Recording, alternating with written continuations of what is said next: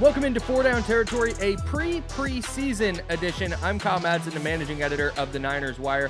Joining me, as always, is the illustrious Doug Farrar, managing editor of the Touchdown Wire. Doug, we've got storylines, we've got a Hall of Fame game. There's so much going on in the NFL space. This is one of the best times of year. We've got my guy, Will McDonald IV, the rookie pass rusher for the Jets, looking really good with some dynamite spin moves, which he showed in college. And they're going to play him on the edge instead of Farrar like they did at Iowa State. So things looking good. And the Jets might actually have a functional passing offense for once. Can't wait to dive into that a little bit more later. But before we do that, we need to talk about the storyline that I think really kind of broke the seal on big NFL stories this year. And that was Sean Peyton's interview with Jarrett Bell of USA Today.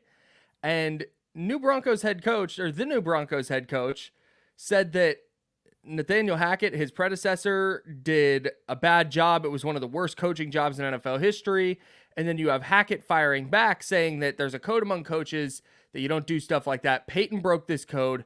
So my question to you, I don't want to litigate the whole Peyton Hackett thing necessarily, but let's talk about this code. Should there actually be such a code? And are coaching jobs like the one Hackett did last season, which was terrible and everybody kind of knows it, should that be fair game for other coaches to criticize publicly? Well, usually if a coach whoops up on his predecessor, it's not that blunt. I've seen it before. Yeah. You've seen it before, but not to that degree. Right. I mean, if there is such a code, I don't think there should be, because it's one reason a lot of mediocre coaches keep getting jobs because it isn't brought to light. Peyton has the right to say whatever he wants within reason, but he also has to know that he now has a massive target on his back throughout the 2023 season. Not that he didn't have enough to deal with when he's trying to turn Russell Wilson around after one of the most prominent regressions we've ever seen from any quarterback, ever. That's enough to deal with. Maybe Peyton will be juiced up by having that kind of drama around him. Certainly past history to indicate that, Bountygate and a host of other things. But were I Peyton, I would probably focusing more on the task at hand as opposed to starting new beefs. I know these teams face off in, I believe, week 5, so it'll all come up again. It's like, okay, you've thrown the first little cocktail there. Do we really need this? Do we really need these distractions? Great exclusive by Jarrett, and guy's a veteran. He knows how to ask questions, and he got his pull quote after pull quote. That's Jarrett's job. So I think for Peyton, though, it is like, what are we doing here? Like, why? I understand, because he also he went after the GM and the ownership. I mean, he also went after people who kind of have his future in their hands. So that was an interesting little hardwired to self-destruct for all you Metallica fans out there. I don't know. It probably isn't the way I'd go. But as far as the code, I think the code is ridiculous. I think within reason, again, to avoid any sort of slander, you used to be able to say what you want. And Peyton did inherit a disastrous situation that was, at least in part, brought about by Hackett's inability to do anything from offensive structure to basic clock management. So as far as the code goes, I would throw it out. That's just me. So I've never heard of this code before, and I think it's because we've never heard a coach just this bluntly call out another coach before, which leads me to believe that this code, quote unquote, only matters to somebody who feels publicly aggrieved by another coach. And it's really only in place to save the other coaches, in this case, Nathaniel Hackett's feelings. Like, he has a job. He got hired. He's Aaron Rodgers' guy. This is not hurting Nathaniel Hackett's public image at all. It just kind of makes him sad that Sean Peyton would say something like that. And Hackett coming out and saying that there's this code that a coach doesn't do that, he's admitting that Peyton's right. He's not saying, you know what, I will defend what we did. I wouldn't, I would do some things differently, but, he saying like, there's a code, you can't do that, is an admission that you believe that what Sean Peyton said was just the truth, and he somehow made it public in a way that we couldn't all see with our eyeballs by watching the Denver Broncos last year. But honestly, for me, like I said, I wouldn't have done it the way Sean Peyton did, but it was kind of refreshing to hear from an NFL coach saying anything interesting about another NFL coach. And maybe if this happened more often, like you said, there might be some pressure to hire some new faces in these coaching circles instead of the same old retreads. But the code that Hackett's talking about to me is poppycock, and the quicker that coaches realize that and start being more honest publicly about other coaches, I think honestly it would be better for the NFL, because I am pro coach beef. Give me all the coach beef, Doug. We miss Harbaugh and Carroll, don't we? Oh gosh, that was We do. We really do. It was so good. And I love that because it was like sniping. It was public, but never overt in the way that Peyton was about Hackett. It was definitely a little more underhanded, but very obvious. I loved watching those two go back and forth. Well, here's the thing, to put it in your hometown, if another coach went after Kyle Shanahan saying, I don't think he's a great offensive play designer, the coach saying that would look like a complete moron, because everyone knows Kyle Shanahan is the best offensive play designer in the NFL, probably the best of his era. Hackett's problem, as you intimated, he doesn't have a leg to stand on, so he has to fall back on this code. I think the best thing for Hackett to do, Sean has his opinion. He's got a right to it. I don't know him. I've never spoken to him. I'd rather just focus on the season. I mean, that to me is, you bring up a code and it makes you look aggrieved and kind of butthurt. And, well, Sean Peyton had a point. So maybe you just move on. Yeah. Speaking of moving on, that's what we're going to do here. Now that the 2023 class of the Pro Football Hall of Fame is officially enshrined, let's look ahead to 2024. And you give me the name of an eligible player that you would like to see most in that 2024 class. Well, Randy Gradishar is obvious. I grew up in Denver. I was watching the Orange Crush defense when I was a little kid, #old. So that's the obvious one. I'll go with Andre Johnson, who played receiver for the Texans from 2003 through 2014, and then for the Colts in 2015 and the Titans in 2016. Johnson ranks 11th all-time with 1,062 receptions, 11th all-time with 14,185 receiving yards, and 49th with 70 receiving touchdowns. He did this with the following Houston quarterback: Matt Schaub, David Carr, Sage Rosenfels, Ryan Fitzpatrick, Case Keenum, Tony Banks, and TJ Yates. Tony Banks. Yes. Imagine becoming one of the most prolific receivers in NFL history while catching passes from nothing but career backups. Even Larry Fitzgerald had Kurt Warner once in a while. So, I mean, as much as we want to throw telethons for Larry and say, my God, how good would he have been with like great quarterbacks all the time? Larry had one. Andre Johnson did more with less than maybe any receiver in NFL history, pro football history. So I think last year was his first year of eligibility. I'd like to see him in sooner than later, because my gosh, he deserves it. Let's just give the guy a break. He was so dominant for such a long time, and just everybody knew it. Everybody knew Andre Johnson was great, and when you played against him, you knew he was going to get his 100 and his couple of touchdowns, and you just had to live with it. I mean, honestly, if he had better quarterbacks, I'm not going to say he would have been Calvin Johnson, that Megatron level, but he would have been pretty darn close. Yeah, I think I have a hard time disagreeing with anything you're saying there. The player for me that's eligible that I would most like to see in is Patrick Willis. I'm going to pick somebody who's eligible for the first time, but when I wrote that question, I knew the answer. Let's put it that way. And I do not disagree. I watch that guy twice a year up here in Seattle, and oh boy, yeah. Yeah, it was, his career was obviously short, and I think that's a big hang up. If he had the exact same career but played for 5 more mediocre seasons, I think he'd be in the Hall of Fame by now. So I get the longevity argument, but his peak was so immediate, and it went for his entire career. I think he deserves to be in. That's personal biases aside. He was the best player at his position for, like I said, essentially all 7 years that he was in the league.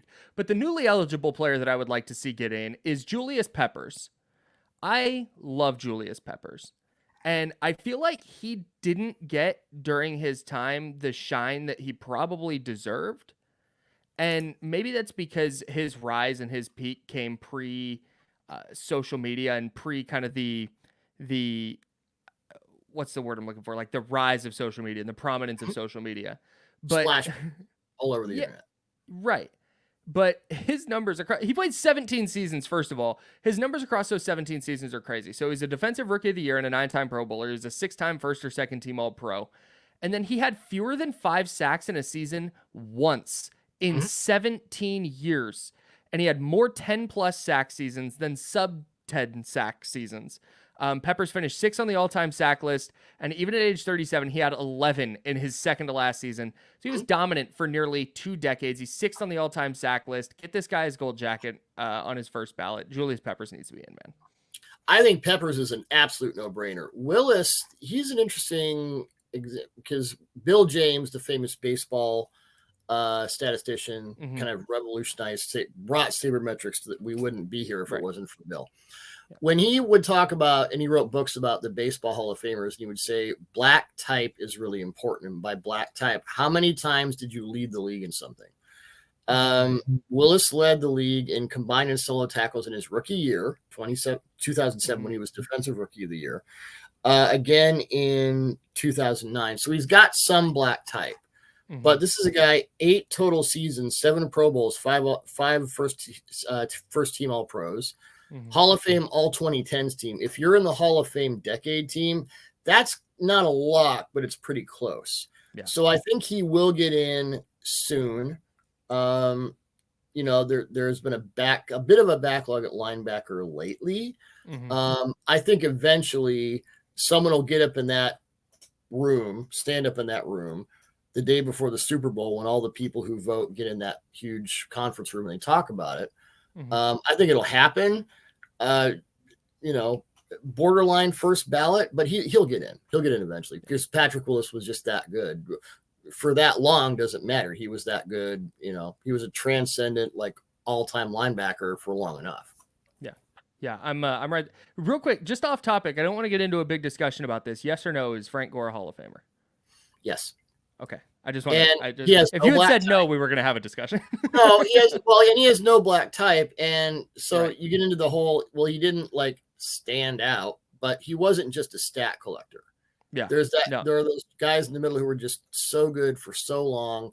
And Frank Gore, as you know, did his stuff on some really bad teams. I mean, nothing around him. So you take that into account as well. I think eventually Gore will get in.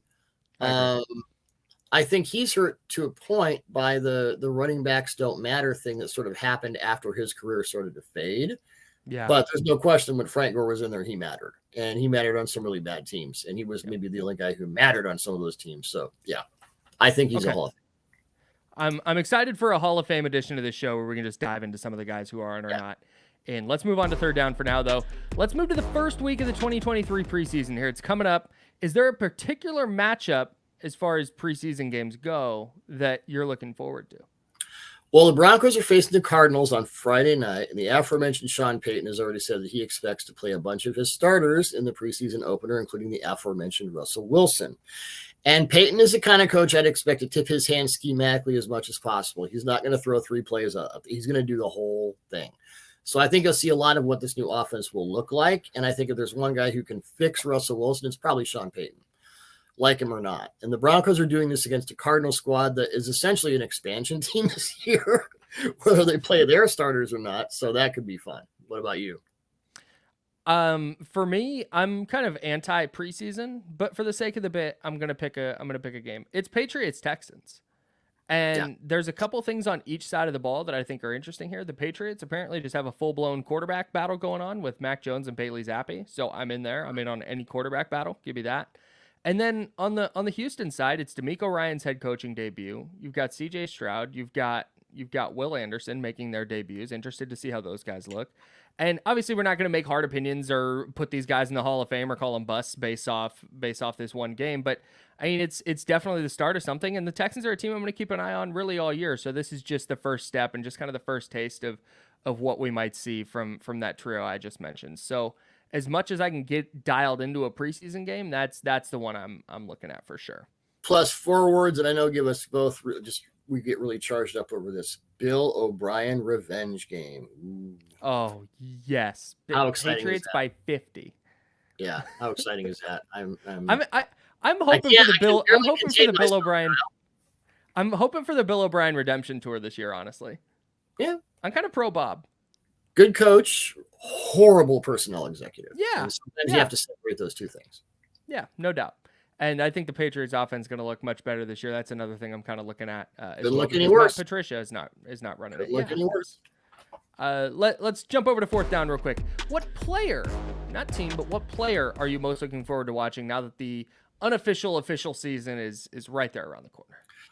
Well, the Panthers are also expected to play a lot of their starters in their preseason opener, which happens against the Jets on a Saturday afternoon. I'll be fascinated to see Bryce Young take the field if he does against that gangrene defense, which is packed with talent, including Will McDonald IV, who is awesome. I haven't done my picks for offensive and defensive rookie of the year, but McDonald, he's going to be right in there because they're going to let that guy eat. So he looked really good against the Browns in the Hall of Fame game, as we mentioned. I'm really, and oh, by the way, the Panthers just signed Justin Houston, put him on the other side of Brian Burns. That's fun. Derek Brown in the middle. Oh, that's even more fun. So that's a sneaky, interesting defense. I think going from Matt Rule to Frank Reich, well, that's a thermonuclear upgrade. So we already know that. And Bryce Young, I think, has the reports I've heard out of training camp is that they're letting him do blitz pickups and they're letting him line calls and stuff because he's got it all in his head, which Nick Saban said in college, basically the smartest quarterback I've ever coached. So I'm fascinated to see what that offense looks like. Reich is obviously a QB whisperer, and he's got a guy in Bryce Young who will take everything he whispers and put it in his head and throw it on the field. So that to me is the one that I'm like, And I love yours because based on the Hall of Fame game, I completely agree. And based on his college tape, I even more agree. So I'm pretty sure you and I talked about this guy here on 4 Down Territory. Give me all the Dorian Thompson-Robinson content. I want all of it. He was one of my favorite quarterbacks in the draft. He looked really good in the Hall of Fame game. And it's not like that I think he's going to go beat out Deshaun Watson or anything crazy like that. But I felt like in the draft process, he got overlooked. And it was pretty basic. Like, he played a ton of football. He had a lot of success. He's the dual threat, modern style of quarterback that these teams want. How are guys just overlooking Dorian Thompson-Robinson like this? So the fact that he goes out, granted Hall of Fame game again, I'm not calling the guy the starter, but he looked really good in that Hall of Fame game. Just the command of the offense, the way he moved around the pocket. It was just really clear that this guy's played a ton of quarterback, and whenever he does get a chance to play, I think he's really going to hit the ground running. So I'm excited to see if he can carry that over into a second preseason game.